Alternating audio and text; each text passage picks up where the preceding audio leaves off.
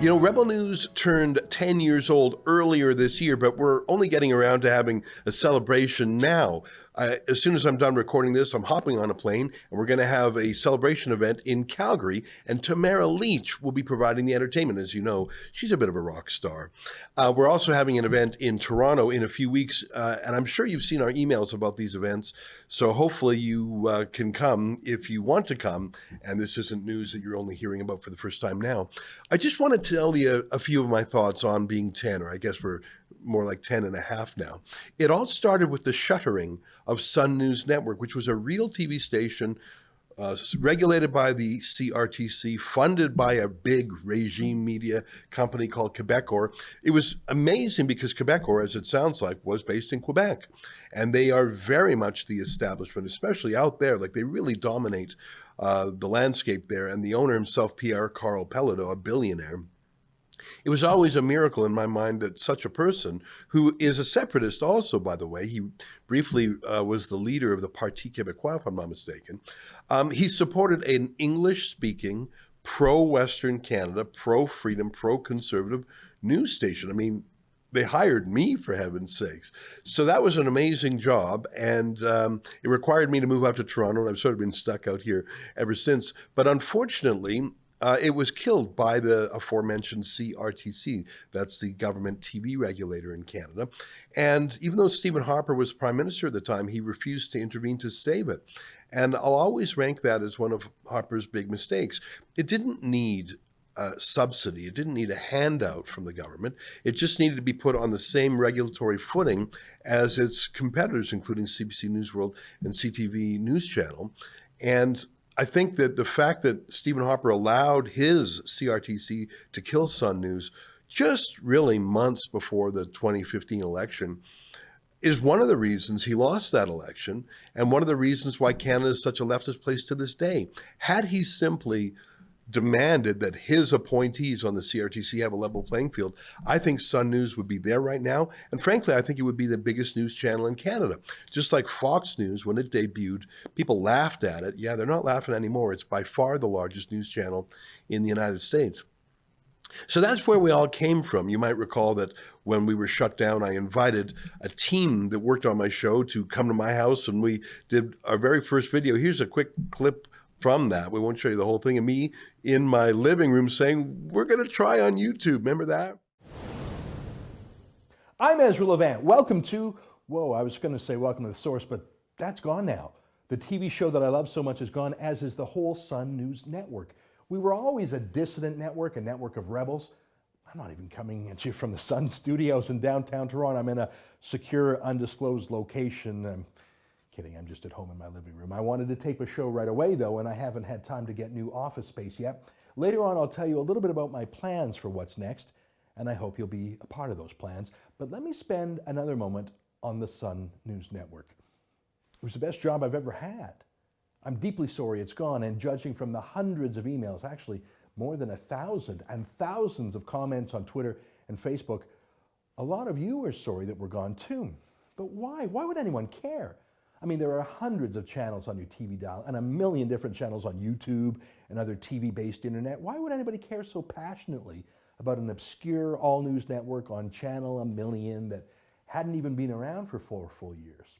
Newspapers and magazines shut down almost every week, and other than the immediate concern of those people who are without jobs, nobody cares. Why did so many thousands of people care about this? And why did so many rival media rejoice over our demise? I mean, seriously, page 4 of today's Toronto Star, a half page rejoicing over our shutting down. Isn't that weird? Literally every other news channel in the country made a big hullabaloo about it. Sun News Network is off the air. Why do you think it didn't get an audience? It was a lot of yelling back and forth and a certain mode of expression. Its downfall may have been its combative approach that failed to resonate with Canadians. The station attracted its share of controversy, but it couldn't attract the audience share it needed to survive. Now, I must acknowledge not all of the reports were as sneering as the Toronto Star, but they were quite disproportionate to our tiny size. Why would a tiny little network have such a big presence in the national conversation? I mean, just Google the phrase Sun News network, more than 1.2 million search results. So what's the big deal? Well, it's because we were contrarian, not just in our style, but in our values. For example, we deeply believed in freedom of speech and freedom of religion. I knew we would one day no longer be in my living room, if for no other reason than my wife would kick us out. So I knew we were starting, really, there was nowhere to go but up. And here we are 10 and a half years later, and it's been quite an adventure. And in those early days, I would say for the first year, we really didn't have any haters amongst the regime media or amongst the left. It's hard to believe. I think that Paul Wells, who was then with Maclean's magazine, consummate insider, like basically deputy of the media party, he actually sort of said, go get them, you guys. Like there was a feeling when we deployed our new news channel on YouTube, because no one else in Canada was doing that. There were a couple of American outlets trying it. One was called The Young Turks with Cenk Uygur. Like it was, you could count on one hand's fingers the number of YouTube-based news channels. We were amongst the first, and certainly the first in Canada. So people sort of chuckled, oh, you get them. It was like we were at the kids' table and we were kicked out of the grown-ups table. And so, oh yeah, you kids, you're doing great there, Rebel News, you're doing great. And there wasn't hatred because we were not relevant. We were an amusement. We were a curiosity. And I felt that. I felt slightly inferior. And so I was always checking statistics, and I made the mistake one day of publishing our traffic stats. And I remember that they were bigger when I published them than the National Post. And I went through and I showed how we were bigger than so many regime media. And I think I shouldn't have done that. It was, I suppose, boastfulness on my part. I was trying to prove that we were real, that we were relevant, that we were legit. But why did I have to prove that to anyone other than our own viewers? And I think members of the media party were shocked. And they said, oh my God, they're not at the kids' table anymore. Or they are at some other table, but it's suddenly way bigger than the grown-ups table we ejected them from. We got big. And immediately the tone completely changed because they realized their industry was more and more in trouble because of online-based competitors. And that was around the same time that newspapers, really the acceleration of their deterioration happened, as well as the deterioration of regular TV, all of it being devoured by the internet, little guys like us. So the attacks on us began immediately, and survival has been a theme of ours for 10 years. Not just surviving like anyone else in business. You have to pay the bills, you have to pay the rent, you have to bring in more than you spend. That's regular survival for a business, but we had to deal with attacks. That's not normal. When was the last time you saw CBC really attack CTV or really attack Global? Never, because they're all peas in a pod. They're all, as the Brits would say, two cheeks of the same arse, Tweedledee and Tweedledum. They're very interchangeable. In fact, you see journalists come and go amongst them all the time. It's a collective, it's a clique, as I say, the media party. But their rage towards Rebel News was white hot. We have been attacked. I think being attacked and surviving has been a major theme of ours over the last 10 years. So we're attacked physically. I'd say over the course of time, half a dozen of our reporters have been physically attacked, including, I hate to say, by police. We're attacked legally, either by being banned from places that we have to go to court to overcome, like the leaders' debates, or nuisance suits. We have about 4 of that coming in, people just trying to slap us, strategic litigation against public participation, and deplatforming. There was a moment in time, now it's thankfully in the past, but in 2017, when there was a real push to literally kick us off the internet in shocking ways. And for many years, YouTube completely demonetized us. They never had the courage to actually shut us down, but they completely turned off the tap for ads and even super chats for many years. That only ended after Donald Trump's second inauguration. But the original shunning, the looking down their nose at us, has continued the whole time. That's that psychological poking that perhaps I reacted to by boasting of our size 9 years ago. But the mean girls shun a lot of people, I've learned. They look down their nose at the truckers, at farmers, including farmers in the Netherlands. I learned that this snootiness, this meanness, this classism was in a lot of places, including in the United Kingdom, where British patriots were against a very powerful establishment, and classism is a big factor there. In the last year and a half, I've seen how Irish patriots have been looked down on by the mean girls. So it's an interesting thing of different strata of society, and I would call it classism, look down on a citizen journalist and anyone who doesn't want to get their news from a state broadcaster. That's something else I've learned over the years. What's the similarity between Canada and the UK and Ireland? Each of our three countries have a very powerful, well-funded state broadcaster that despises anything from the grassroots people. I mean, as Hillary Clinton would call us, the deplorables. Despite all that, we've grown. I don't have the latest statistics of our audience. I honestly stopped counting once we hit 2 billion views. I mean, does it really matter to you if we have 4 billion views or 6 billion views? I suppose I should try and tabulate it just so I can report it to you, but you probably know that we are quite well known. I feel it when I'm on the streets and people say hi to me, even in foreign countries. We've grown geographically, not just across Canada, where we have Alexa Lavoie in Montreal, offices along the way, including out west, where Drea Humphrey is our BC bureau chief. We have Avi Yamini in Melbourne, Australia, and he's done such a great job there. I call him a one-man army. And we're always going to the UK because I call it their dystopian time machine. We have a new freelance reporter there now too, Emma Dunwell. Over the years, we've sort of altered and changed and tried out different ways of doing journalism. One of the things we've focused on, I think, is on-location news video, as opposed to being in studio. Now you're thinking, Ezra, you're in the studio right now. You're just giving your opinions right now. It's true. Every day I have the Ezra Levant Show, and Sheila Gunn-Reid has it on a weekly basis. But if you look at our most popular work, if you look at the work that I think really defines us, it's when we are in the field. I think the perfect example of that, and to this day, I think it remains our most viewed video of all time on different platforms. It's when we were at Davos, Switzerland, doing real on-the-ground TV reporting. We were locked out of the inner sanctum, but we were on the streets of Davos. We were hunting for Klaus Schwab, and instead we came upon Albert Bourla, the CEO of Pfizer.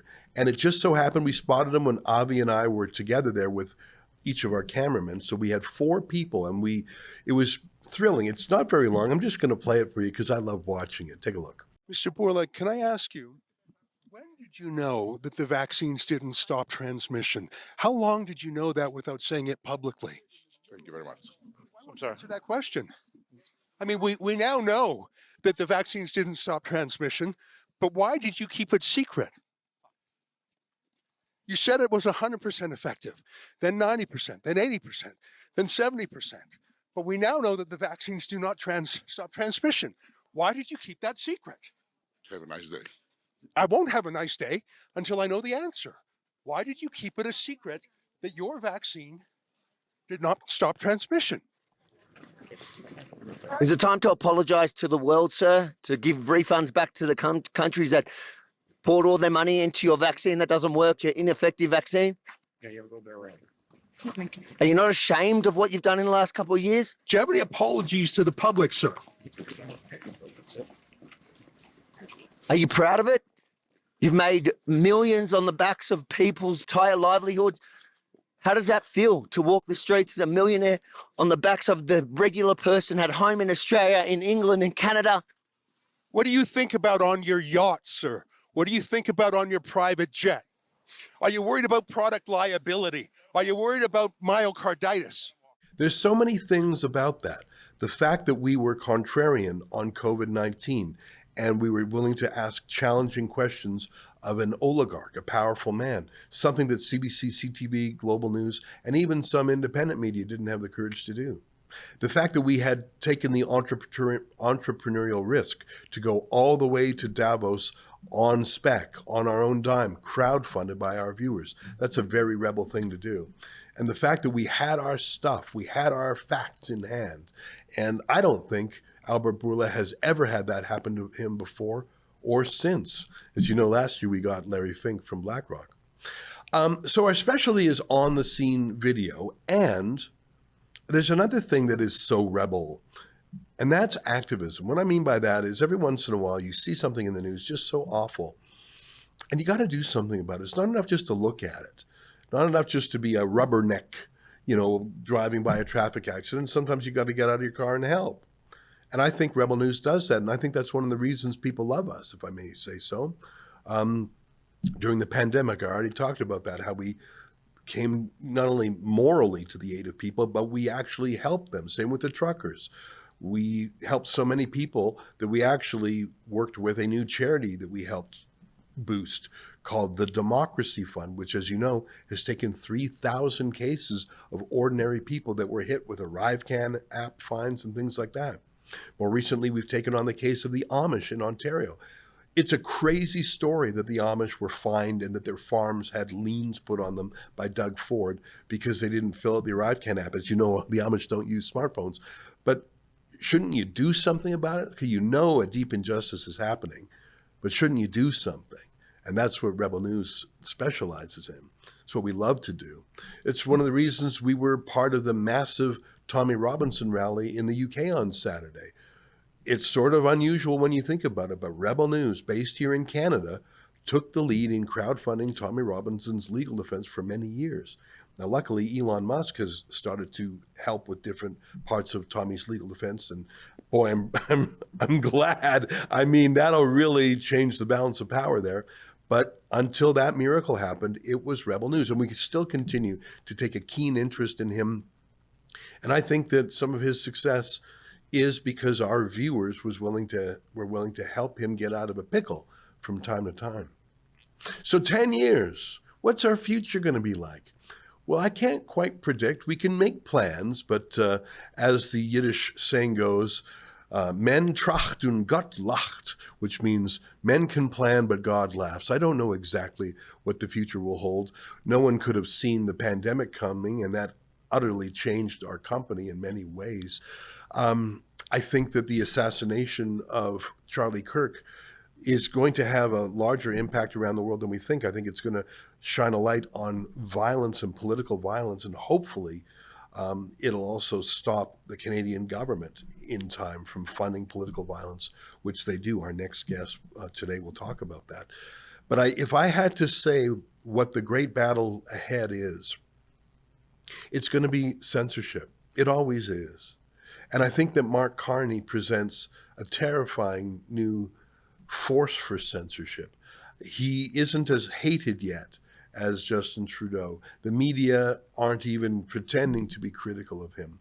And I think that he wants to prove himself to be anti-American and un-American so badly that he will, I think, plunge ahead in censorship, even though he'll be censoring U.S. social media platforms.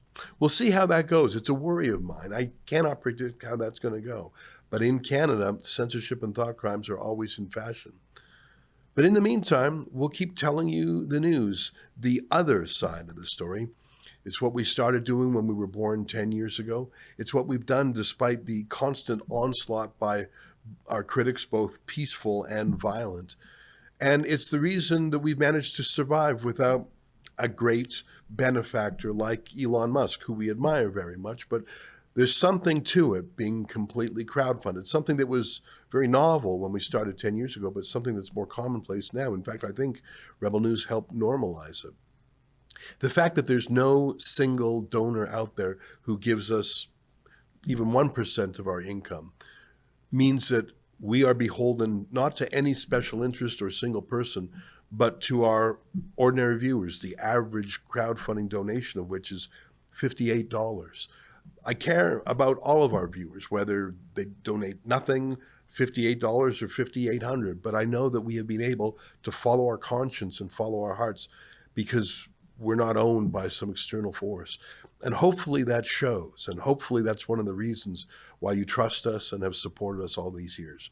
If you're in Calgary, I'll see you tonight at the Carriage House. If you're in Toronto, you can find more about our birthday bash online. And 10 years, I've lost a lot of hair, and what hair I have remaining is gray, but it's been a wonderful adventure, and thank you for being an important part of it.